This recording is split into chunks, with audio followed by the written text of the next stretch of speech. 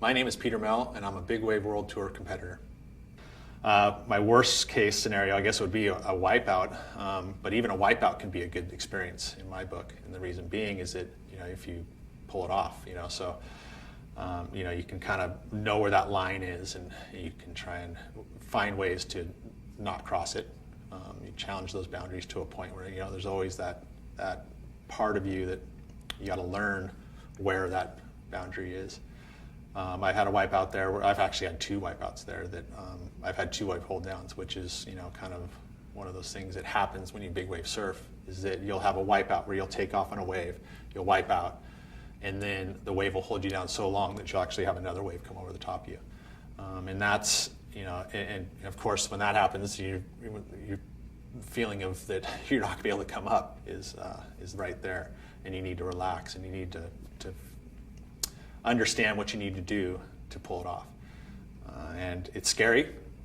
It's always kind of one of those things that's in the back of your mind when you're surfing out there. But again, when you come to the surface and you kind of succeeded and you're like, wow, I just had a two-wave hold down. Everyone's looking at you, oh my God, two-wave hold down, what did you do? Like, well, didn't seem that bad, It was in probably 95.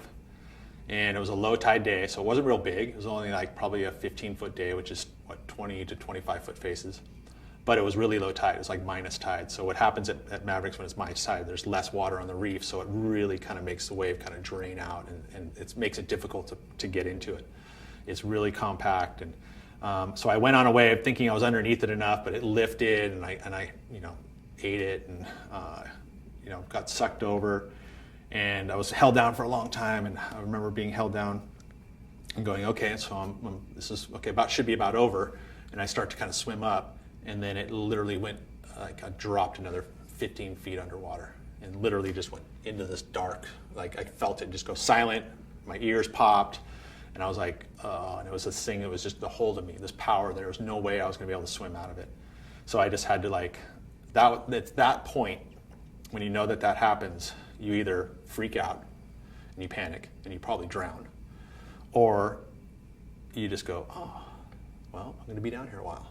And you have to go to that place that, so many of these surfers that we talk about, it has to be this relaxing place. This, you can't panic. Any time of panic or fear or anything like that just takes oxygen out of your blood, so you just got to relax.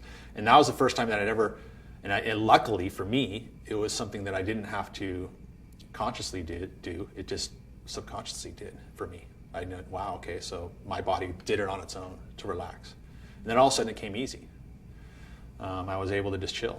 And, I heard the next wave come in, so I didn't, I could hear the rumbling of it, and consciously going, okay, well, I have to wait for that wave to go over. And just, maybe it's just that analytical thinking and knowing what's happening so that you can pattern it in your head and just know what your next move is. Okay, I'm not going to swim up because I'm going to swim up to the next wave. Okay, so just chill. I got this. And then the wave comes over, and I hear it come over me, and it kind of pulls me out of that zone, like out of that deep spot. It kind of, okay. And I swam up, and I was able to get up under the next wave. Again, that was where it's worst experience. Yeah, probably my longest hold down. But at the same time, I realized, hey, I can handle this, and I know how to handle this. And luckily, my body is able to go to that happy place on its own. I know it's a dangerous sport, but I don't ever think that I'm going to die doing it. My name is Peter Mell, and you're watching the Surf Channel.